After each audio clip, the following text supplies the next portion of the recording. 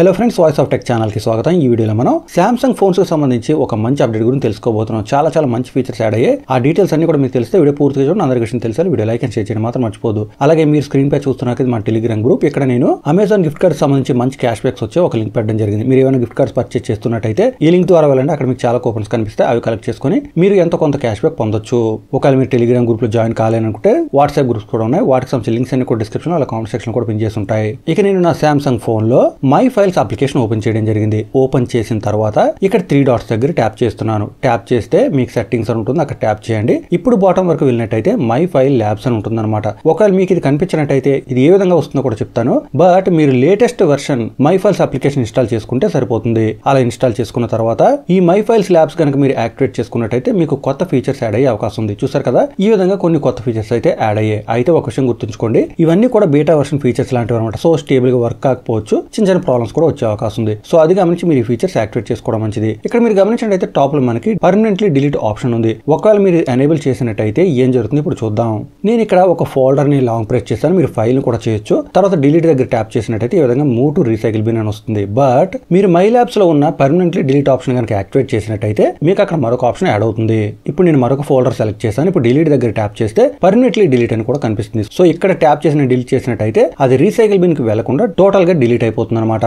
అలాగే next option చూస్తున్నారు కదా, డాటా హిస్టరీ అని ఉంది. మీరు డేటా ఏ విధంగా యూజ్ చేస్తున్నారు దానికి సంబంధించిన డీటెయిల్స్ ఇక్కడ తెలుసుకోవచ్చు. ఇక్కడ ట్యాప్ చేస్తే చాలు మీకు ఈ విధంగా కేటగిరీ వైజ్ డేటా ఎంత యూజ్ అవుతుందో ఇక్కడ చూపిస్తుంది. బట్ మీరు యాప్స్ దగ్గర ట్యాప్ చేసినట్టయితే ఏ యాప్ ఎంత డేటా యూజ్ చేస్తుందో అది కూడా ఇక్కడ చూపిస్తుంది అనమాట. అది కాకుండా ఫైల్ ఆపరేషన్ హిస్టరీ అని ఉంటుంది. ఇక్కడ ట్యాప్ చేసినట్టయితే ప్రతి ఫైల్ కి సంబంధించి ఏం జరుగుతుందో ఇక్కడ చూపించడం జరుగుతుంది. అంటే ఏదైనా ఫైల్ కాపీ అయిందా, ట్రాష్ లోకి మూవ్ అయిందా, రీనేమ్ చేస్తారా, ఇలాంటి డీటెయిల్స్ అన్ని కూడా మీరు ఇక్కడ తెలుసుకునే అవకాశం ఉంటుంది. ఈవెన్ మీరు ఫోల్డర్ క్రియేట్ చేసిన ఆ డీటెయిల్స్ అన్ని కూడా మీకు ఇక్కడ చూపిస్తుంది అనమాట. సో ఏదైనా కారణం వల్ల మీరు రీసెంట్ గా ఏం చేశారో తెలుసుకుందాం అనుకుంటే ఆ డీటెయిల్స్ అన్ని కూడా ఫైల్ సంబంధించిన డీటెయిల్స్ తెలుసుకోవచ్చు. అలాగే ఇక్కడ ట్యాప్ చేసి పర్టికులర్ కేటగిరీ కూడా మీరు సెలెక్ట్ చేసుకోవచ్చు. ఎగ్జాంపుల్ కాపీ దగ్గర సెలెక్ట్ చేస్తే ఓన్లీ కాపీ ఆపరేషన్ పెర్ఫార్మ్ అయిన ఫైల్స్ చూపిస్తుంది అనమాట. సో ఈ విధంగా మంచి ఫీచర్స్ అయితే యాడ్ అయ్యాయి. అంతేకాకుండా మరికొన్ని ఆప్షన్స్ కూడా ఉన్నాయి. మీరు ఇక్కడ original files of edited image or video files అని ఇక్కడ ట్యాప్ చేసినట్టయితే ఇక్కడ మనకి 36 ఇన్విజిబుల్ బ్యాకప్స్ అని కనిపిస్తుంది. నెంబర్ అయితే మారొచ్చు. బట్ ఏమైనా బ్యాకప్ ఫైల్స్ ఇక్కడ ఉన్నట్టయితే మీరు సెలెక్ట్ చేసుకొని ఇక్కడ నుంచి డిలీట్ చేసి మీరు కొంత స్పేస్ అయితే బ్యాకప్ పొందే అవకాశం ఉంది.